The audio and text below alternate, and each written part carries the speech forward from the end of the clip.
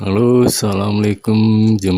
Jumpa lagi dengan channel saya. Kali ini ada servisan masuk laptop Asus tipe Asus Pro 1440 ya, dengan kerusakan keyboard. Oke, baut-baut. Dan ini ruang untuk tambah RAM dan ganti atau tambah SSD tipe M2 ya. Asus ini udah difasilitasi buat SSD tipe M2.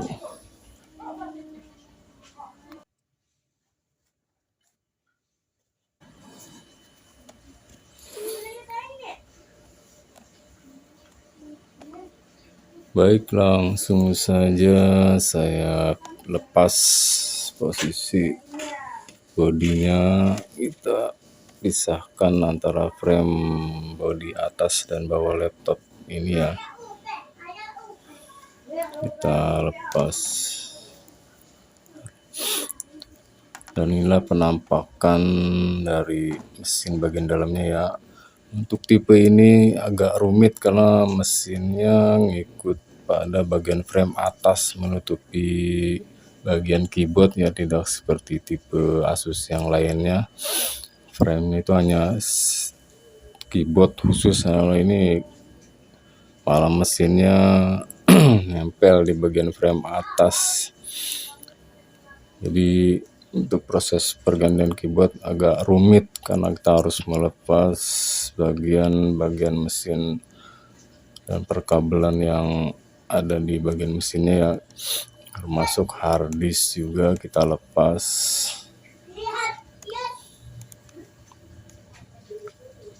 Hati-hati, di sini ada kabel-kabel buat wirelessnya, ada juga kabel-kabel buat ke fleksibel layar. Juga kabel baterai ya, soket baterai lepas juga, jangan sampai ada yang ini kabel wireless. Baut-baut yang buat yang di bagian prosesor, juga baut-baut body yang ada di motherboard. Kita lepas dulu hard disknya dulu ya, kita buka bautnya dulu.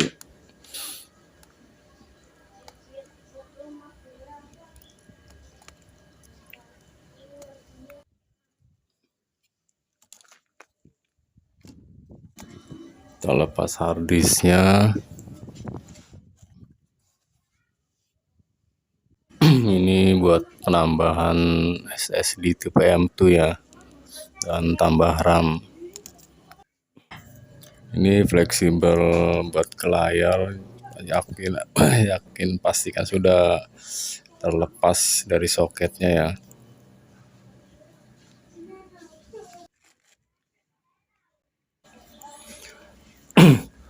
Kita lepas dulu baut-baut bagian engsel layar ya, karena ini buat memisahkan frame body dan layar.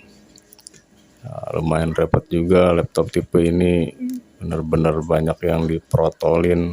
Buat pergantian keyboard saja repot bener.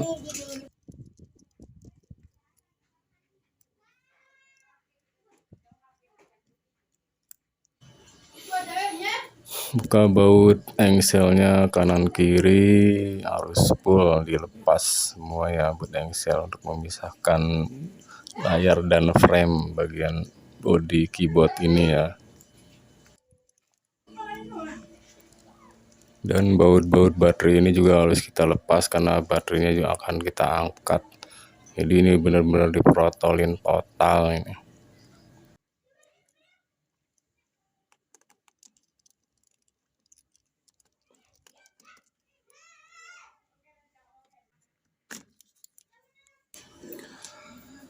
Baterai sudah kita angkat, engsel juga harus kita angkat seperti ini ya, kita ya, semacam dicongkel lah, kita dengkekin ke atas, kanan kiri juga ya didengkek ke atas untuk melepaskan frame body keyboard. dipisahkan dengan bagian layar, bodi layarnya ya.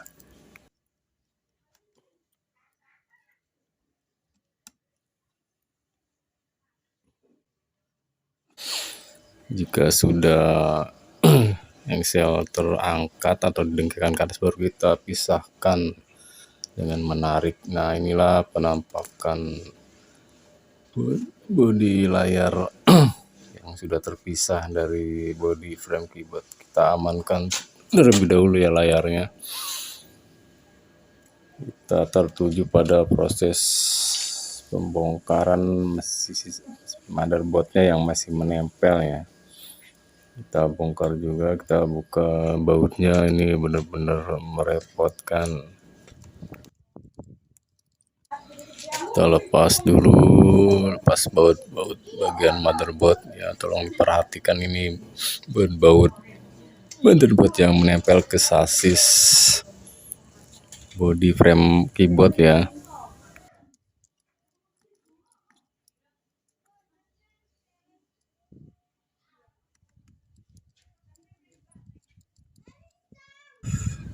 Mesti kita lepas bautnya satu persatu.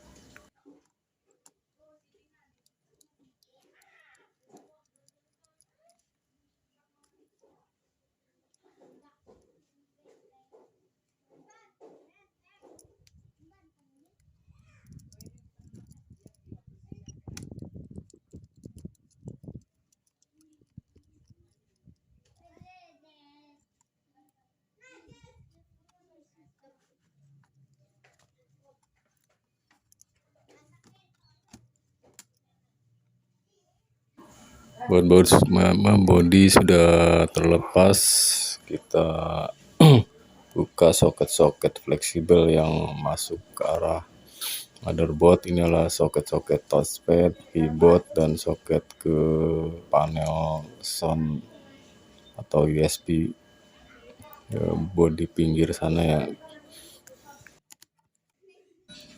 Jika sudah, kita bisa mengangkat motherboardnya, kita pisahkan dari frame ini ya. Inilah penampakan motherboardnya.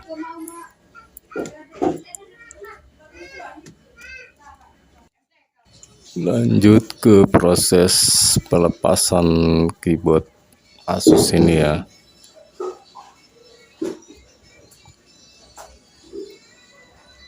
Ini ada sasis juga, sasisnya tengah juga, begitu juga dengan sasis buat motherboard juga, sasis pinggir. Baut touchpad juga ini harus kita lepas dulu ya keduanya, karena ini menjepit bagian pinggir dari keyboard ini ya. Untuk memudahkan pelepasan keyboard, bautnya kita buka dulu untuk mengangkat sedikit. Nah, untuk bagian plastik hitam juga ini harus kita lepas dulu ya. Plastik hitam ini fungsinya sebagai pelindung atau pengaman untuk menghindari kontak antara motherboard dan bodi sasis.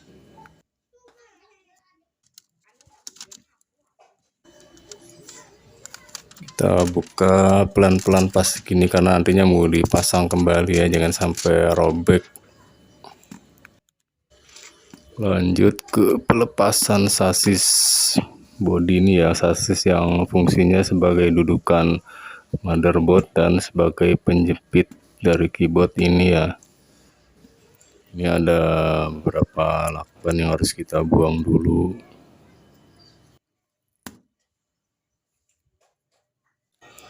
Untuk melepas sasisnya kita congkel dikit-dikit pakai obeng pipih yang kecil ya.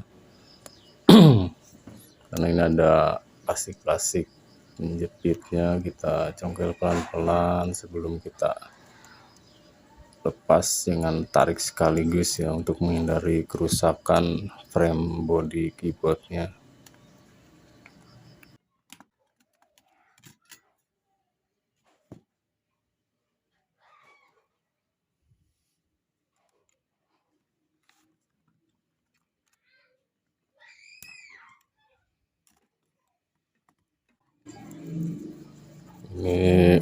membutuhkan waktu dan kesabaran ya untuk pergantian keyboard-keyboard laptop tipe sekarang ini ya, tidak seperti tipe-tipe lama yang begitu simple.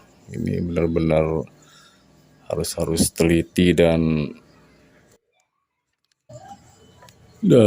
konsentrasi, jangan sampai proses pembongkaran merusak bagian body frame dari laptop ini ya.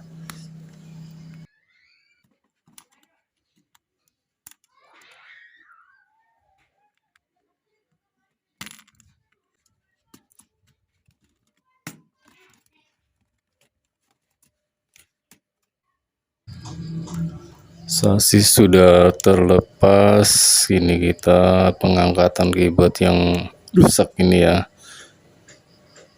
Prosesnya sama seperti membongkar sasis, harus dicongkel pelan-pelan,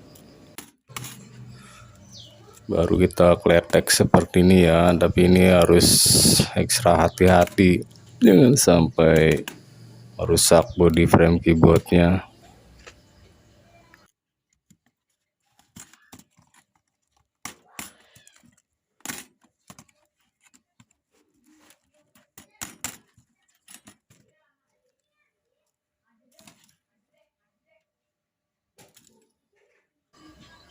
Dan inilah penampakan keyboard yang sudah kita lepas.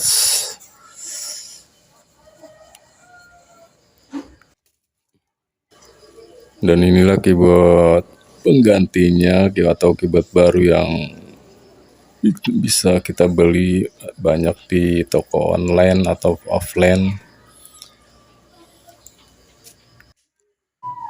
Oke, lanjut dengan pemasangan keyboard penggantinya atau keyboard yang barunya ya.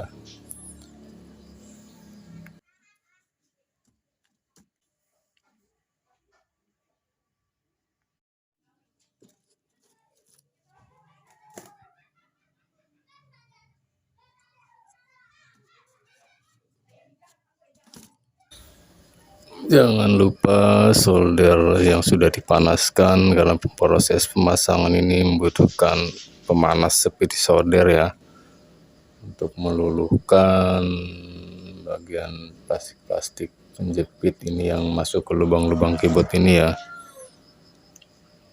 Kalau yang kiranya masih nongol, bisa kita luluhkan sambil kita tekan seperti ini ya, kita panaskan. Kalau baru pergantian sekali ini masih nongol, masih bisa dipanaskan, nggak usah pakai bantuan lem bakar ya. Jadi udah beberapa kali pergantian baru ini nggak nongol nih plastik-plastik hitam seperti ini yang masuk ke lubang-lubangnya, baru membutuhkan bantuan lem bakar. Jika sudah rapat, lanjut ke pemasangan sasis ya, sasis pinggir penahan keyboard ya, seperti ini ya. Kiranya masih bisa atau masih ada nongol bagian bawahnya, bisa dipanaskan. Kalau kiranya tidak nongol ke lubang-lubang ini, kita pakai bantuan lem bakar ya. Kalau tidak benar-benar rapat atau kencang, khawatir lepas.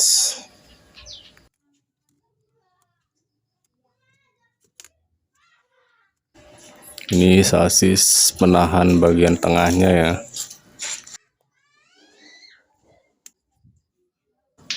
Pastikan posisi benar-benar pas dan benar-benar rapat. Untuk pemasangan bagian sasis penahan keyboard ini saya pakai lem bakar saja agar benar-benar kenceng ya, karena sisa-sisa ujung yang masuk ke lubang keyboard bawaan framenya benar-benar sedikit, khawatir nanti pas dipasang lepas di dalam.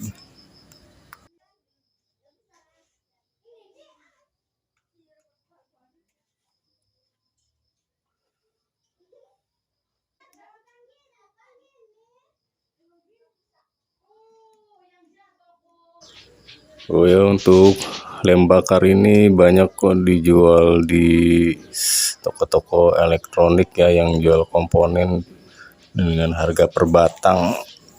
Macam-macam harganya, ada yang 1.000, ada yang 2.000. Saya lebih suka memakai lem bakar ini karena untuk supaya benar-benar aman atau kenceng si keyboard menempel ke body frame. Karena keyboard ini kan benar-benar dipakai dengan menahan jari ketika mengetik kan. Kalau cuma asal masang nanti khawatirnya begitu ngetik malah ceplos ke dalam. Ini emang perlu kesabaran dan teliti, jangan sampai dari soldernya kena fleksibel keyboardnya ya.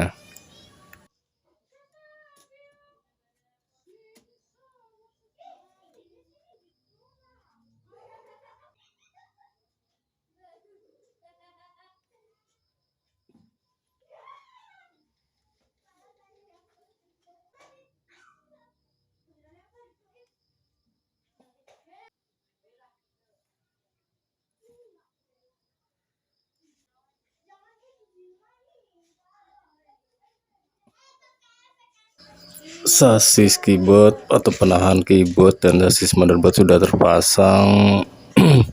Jangan lupa plastik yang hitam tadi ya sebagai pelindung kita pasang terlebih dahulu ya, karena perekatnya sudah kurang menempel, jadi saya pakai bantuan double tip atau lakban untuk menempelkan plastik pelindung ini ya. Plastik ini jangan sampai tidak dipasang kembali karena fungsinya sebagai pengaman atau pelindung dari kontak bodi antara motherboard dan bodi sasis.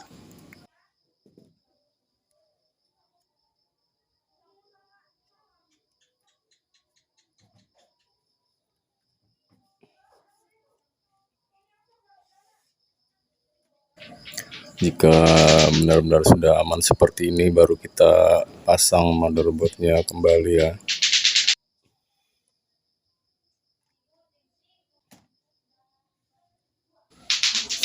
Pasang dulu kabel-kabel fleksibel keyboard ke motherboardnya, touchpad juga kabel-kabel fleksibel yang ke bagian panel USB atau sound.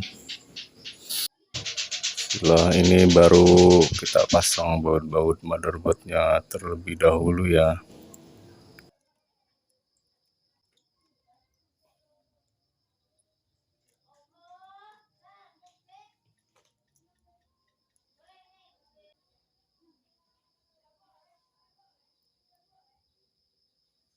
Jangan sampai baut-baut motherboard ada yang tak terpasang ya.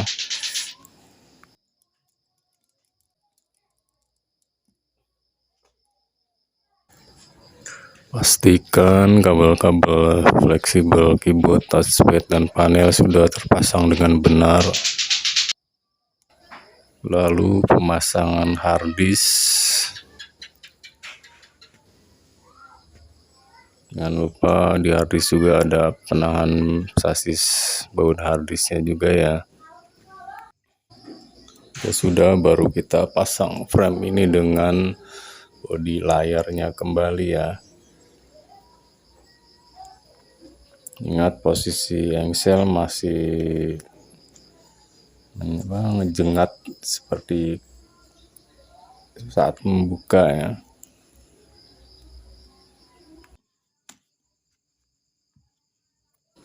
Pastikan benar-benar sudah posisi pas antara bodi frame keyboard dan bodi layar ya.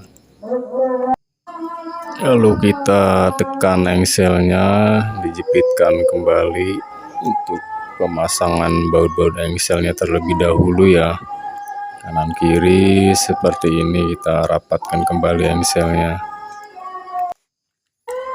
Jika engsel sudah rapat, kita pasang baut-bautnya terlebih dahulu. Kita perlu ingat mana ada baut di salah satu lubang untuk baut bodi bawahnya ya.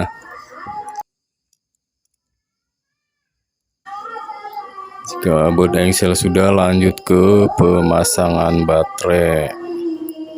Baterai juga ada baut-bautnya, jangan sampai ada yang tak terpasang baut-baut baterainya.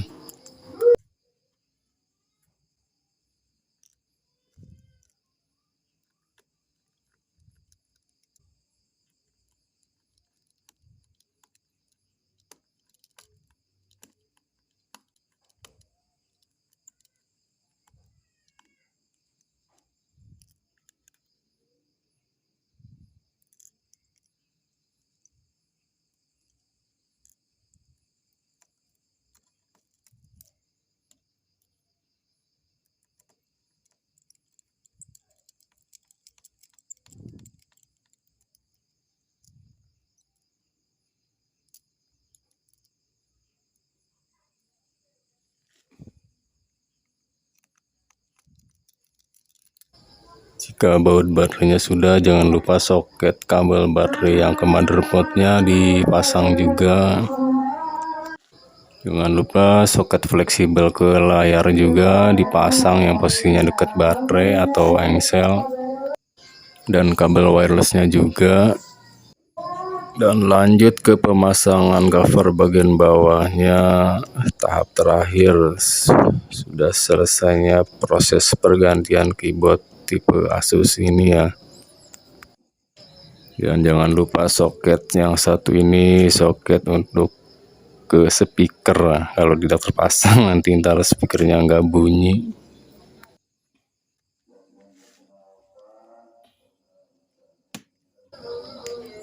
Kita rapatkan body cover bawahnya sebelum proses pembaudan.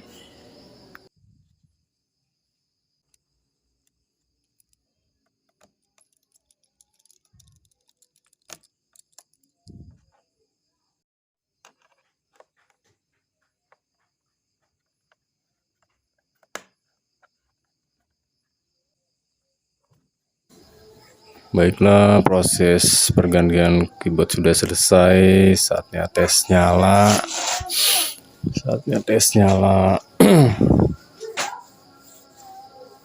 Baik, buat teman-teman semua yang membutuhkan informasi seputar perbaikan, semoga informasi yang dari saya ini, video ini bisa bermanfaat buat siapa saja yang membutuhkan. Jangan lupa like dan subscribe-nya ya, untuk membantu pengembangan channel saya ini. Terima kasih. Wassalam.